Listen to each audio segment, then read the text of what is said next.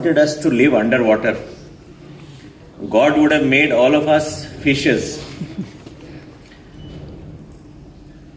So, since humans don't live underwater or don't live at sea, the focus is largely very land-centric. And therefore, efforts at developing the oceans and developing ocean technologies and various other things related to the oceans have been typically very slow. Now, if we talk about underwater technologies and various other things, let me also talk about, for example, air-independent propulsion. Every fish in this world has air-independent propulsion. We are still struggling with the technology.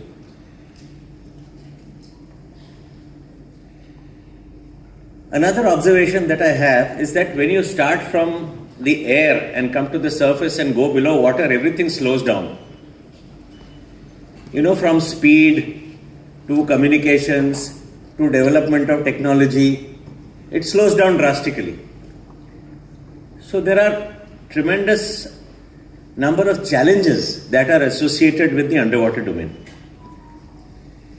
And that is, I think, one of the reasons why the underwater technology, the ocean technology, has not proceeded as quick as several other domains.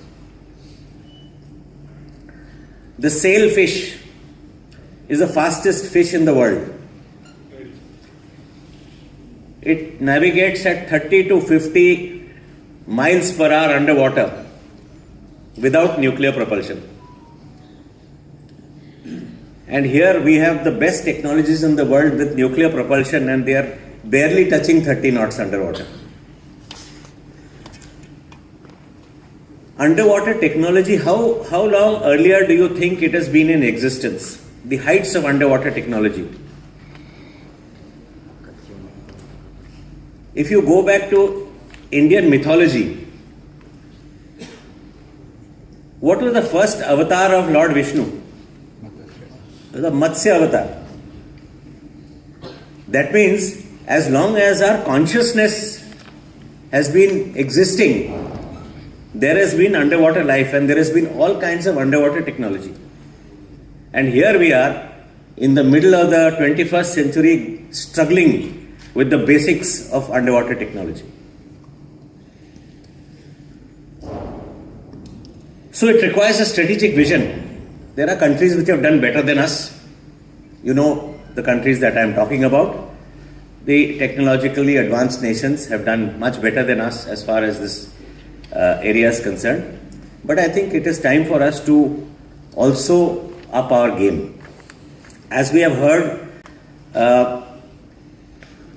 that, the maritime environment is gaining more and more importance as days go by.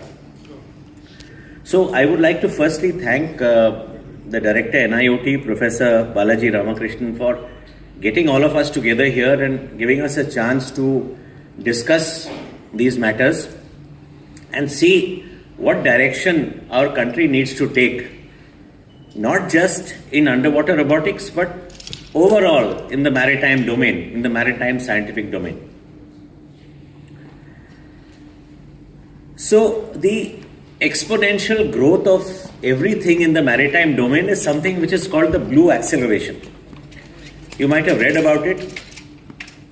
The blue acceleration is that over the last 20 years or so, every endeavor that has been associated with the maritime domain has evolved and increased exponentially. Whether it is offshore exploration or whether it is tourism or whether it is security or whether it is trade, anything to do with the maritime domain has increased exponentially. And there is no indication that this is going to reverse in the near future.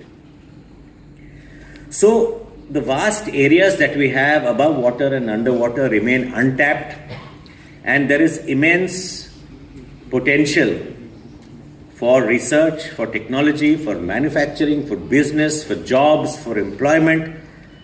Everything that you can think of the oceans are limitless in terms of the potential that they have. And quite rightly, the government of India has launched several initiatives in this direction, from shipbuilding to risk management to addressing pollution and various other things.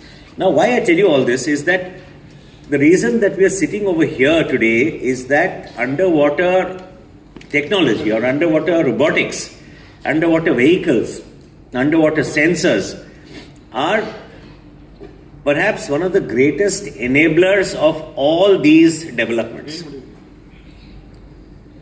And if we are able to harness this potential correctly, I think we will be able to harness the wealth of the oceans and the potential that the oceans have for human benefit. We've heard the director of the Deep Ocean Mission telling us things. We also heard the director of NIOT telling us many good things that have happened in this direction. And I'm sure we will hear more about it from the people who want to speak today and tomorrow. So let me touch upon a few strategic and security concerns. One is that maritime threats are increasing rapidly. And therefore, in every aspect of maritime endeavor, there is some threat or the other. Even in the underwater domain, there are several areas where there are challenges and threats.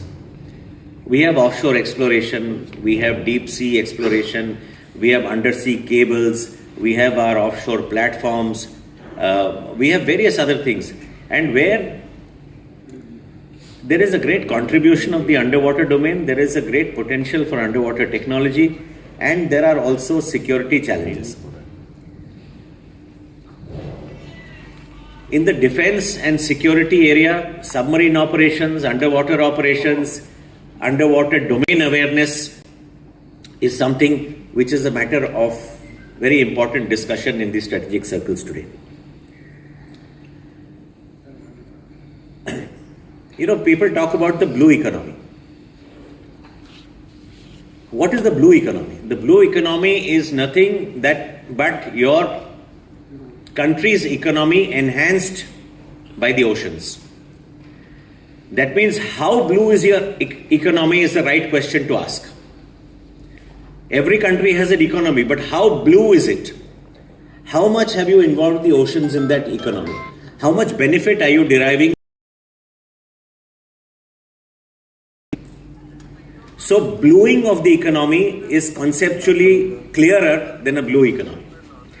So as far as that is concerned, you are aware that the resources on land are depleting. The world's population has crossed 8 billion. Land resources are inadequate to cater for the future. The population is going to touch 10 billion by 2035. And therefore, unless the wealth of the oceans are harnessed in a sustainable manner, the future is grim for humanity. And therefore, the importance of the oceans, the importance of technology that we can use to harness the oceans and related aspects. Now, we have done reasonably well in the development of underwater vehicles, as Professor Balaji has told us. But there are still several challenges. And we have to see where the world has gone in technology and where we stand. What is it that we are dependent upon outside countries to help us? Among those things, what is it that we can try to develop ourselves with partnerships with academia, with friendly foreign countries, or with other agencies, innovators, scientists, professionals in the field? How can we do a little better? Another thing is that underwater robotics technology has its own challenges. Firstly, it is very expensive. There are no economies of scale. Technology is very, very high end, not easily available. There is not enough research being done in our country for underwater technology. In fact, ocean engineering, for that matter. I would like to suggest that we must have dedicated maritime, ocean research, underwater research, oceanic research universities. If not one, at least a few of them in the country, to harness all these aspects. There are a handful of, bright sparks, one being NIOT. There are certain other universities in our country which have departments of ocean engineering. But I think this is one area which can be sort of aggregated much better. If we had a couple of ocean universities in the country, I think it would provide greater focus. It would provide a greater direction to young people who want to develop themselves in this field. It would create job opportunities, it would create ideas, it would create a lot of human capital. Marine survey, marine scientific research is something which Professor Balaji touched upon. I think it is high time we have a very, very capable scientific research fleet. We are one of the largest countries in the world. We are a developing nation. We have a lot of interests at sea. We have 1/6 of the world's population to feed. And with the dependence on the oceans, if we do not have a credible maritime scientific research fleet, we shall not be able to exploit the oceans to the extent that we wish. We will have outsiders coming in and doing that here. And we will lose the opportunity to provide this expertise to countries in our neighborhood. And that vacuum, that strategic space will be filled up by somebody else. So, what is the way ahead? I think we need to get our minds clear on what we want as an underwater robotics framework or a strategy for this country. What are the kind of technologies that we require? What are the resources that we require? What are the capabilities that we require? What kind of coordination do we require? How do we want to develop our human capital?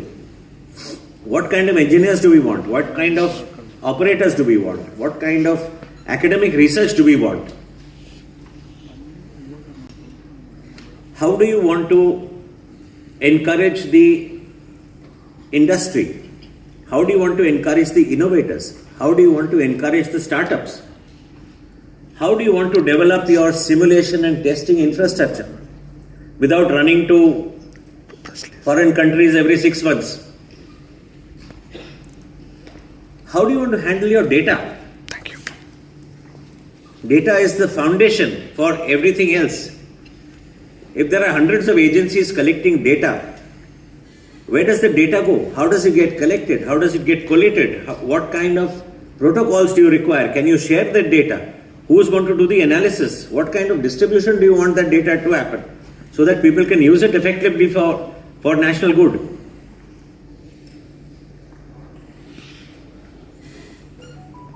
Thereafter, how would you like to govern the oceans? What kind of policies do you require? What kind of governance do you require? What do you need at the apex level? What do you need at the state levels? What do you need at the professional levels, at the industry levels?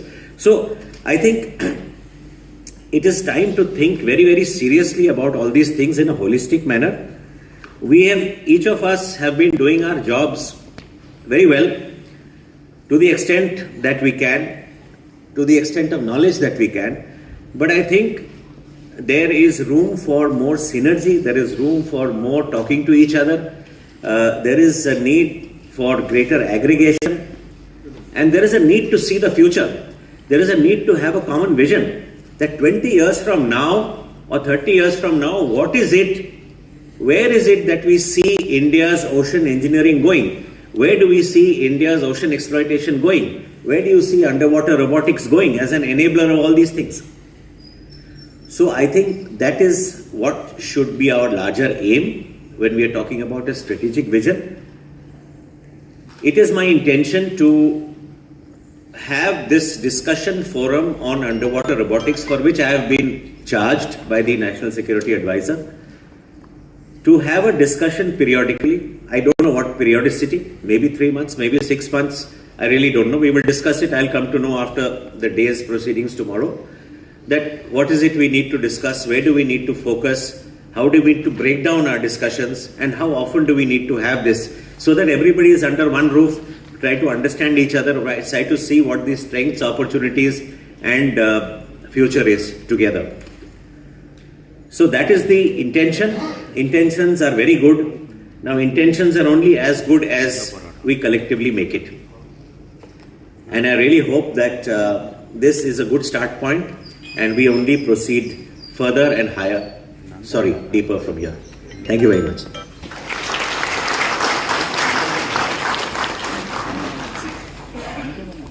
Thank you, sir, for your insightful address, which has provided a strategic route